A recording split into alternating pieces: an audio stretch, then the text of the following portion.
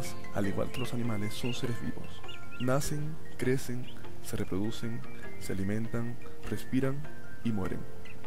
Siendo organismos autótrofos, son los únicos que pueden producir su propio alimento. Hay 2.600 especies de plantas aproximadamente en todo el mundo, con diversas formas y tamaños. La mayoría de ellas están formadas por tres partes: el tallo, la hoja y la raíz, cada una cumpliendo una función que en conjunto ayudan a la supervivencia del planeta, convirtiéndose así en las mejores aliadas del ser humano, ya que nos proporciona alimento, vestimenta, medicinas, y al realizar la fotosíntesis desprende el oxígeno a la atmósfera. Por lo tanto, son la principal fábrica de oxígeno en toda la Tierra, lo que ha permitido que el ser humano sobreviva en este planeta.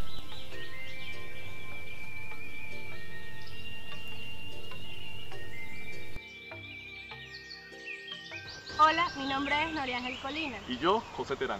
Mi persona, Andrés Urdaneta. Hoy estudiaremos el mundo secreto de las plantas y daremos a conocer los tipos de sustratos respirables en ellas. Además, estudiaremos el proceso fisiológico de la respiración vegetal. Y por último, analizaremos la influencia de ciertos factores en la respiración vegetal. ¿Qué mejor lugar que el Jardín Botánico de nuestra ciudad de Mérida? Acompáñanos en esta aventura. ¡Vámonos!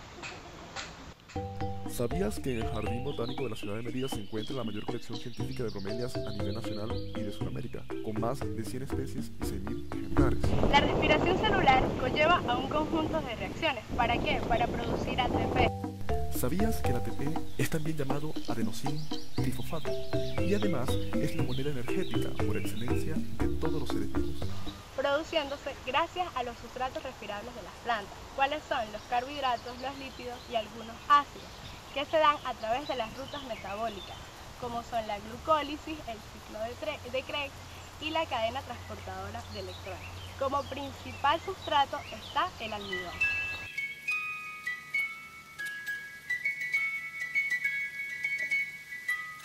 Una de las vías metabólicas de la respiración es la degradación del almidón y la sacarosa, obtenido durante la fotosíntesis para formar fructuosa 1,6-1,6-bisfosfato. Es entonces el almidón el producto de reserva del carbohidrato más importante en toda la planta y se almacena en forma de gránulo en los plásmidos en el interior de la célula vegetal. ¿Sabías que el almidón es utilizado como recurso energético renovable después de su conversión a etanol por su versatilidad, bajo costo y facilidad con que se alteran sus propiedades físico-químicas? El almidón se encuentra en hojas, diferentes tipos de tallos, raíces, así como en las flores, frutos y semillas, en las cuales se utiliza como fuente de energía durante el periodo de dormancia, estrés o reinicio del crecimiento. El almidón posee una estructura química muy compleja. Para que su degradación se realice, es necesario que se lleven a cabo un conjunto de reacciones en las que cooperan tres enzimas fundamentales. Estas son las alfa-amilasas, las beta-amilasas y el almidón fosforilado. Una vez que estas enzimas actúan, producen alfa y beta-maltosas respectivamente. Estas interactúan con otras moléculas y enzimas, dando como producto final glucosa 1-fosfato, que la utilizará la célula o la planta para llevar a cabo su metabolismo.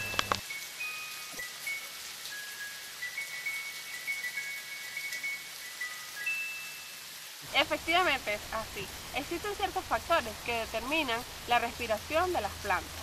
Tal es el caso de la disponibilidad del sustrato carbonado y el ADP.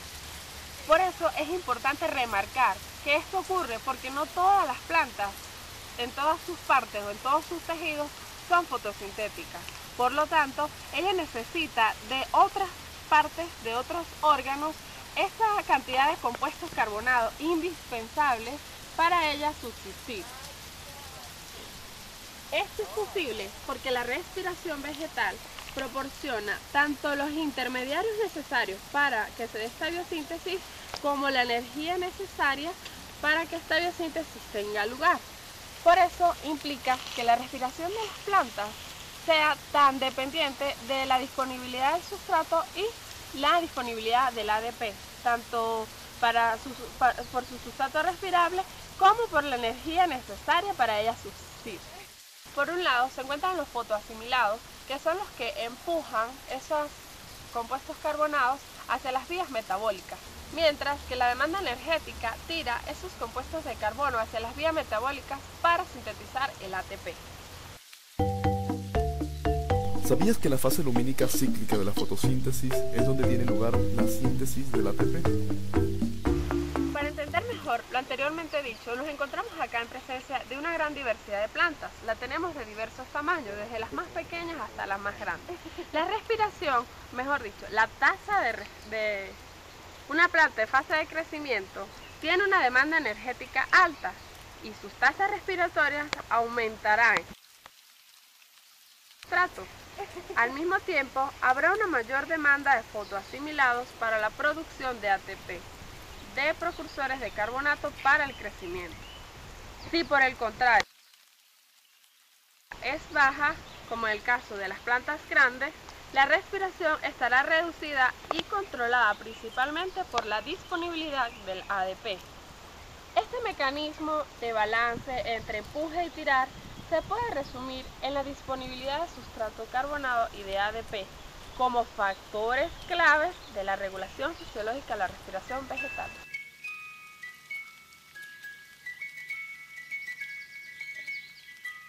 Tanto la emisión de oxígeno como el consumo de dióxido de carbono pueden ser utilizados para medir la tasa de respiración de las plantas.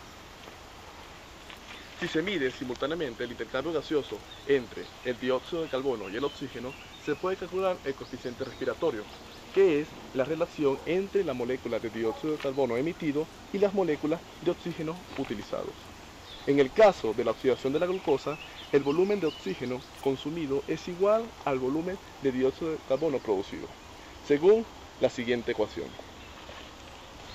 El valor del coeficiente de respiración es de 6 moléculas de dióxido de carbono entre 6 moléculas de oxígeno.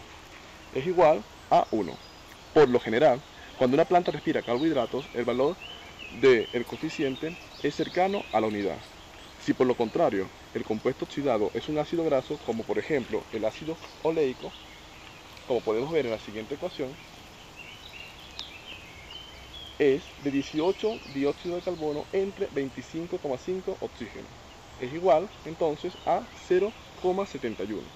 Es decir, al tratarse de ácidos grasos, el coeficiente respiratorio es mayor a la unidad, porque el grado de oxidación de estos compuestos es mayor que en el de los azúcares. Así, el valor del coeficiente respiratorio es una medida dependiente del contenido del carbono, hidrógeno y oxígeno que tiene el sustrato respiratorio utilizado.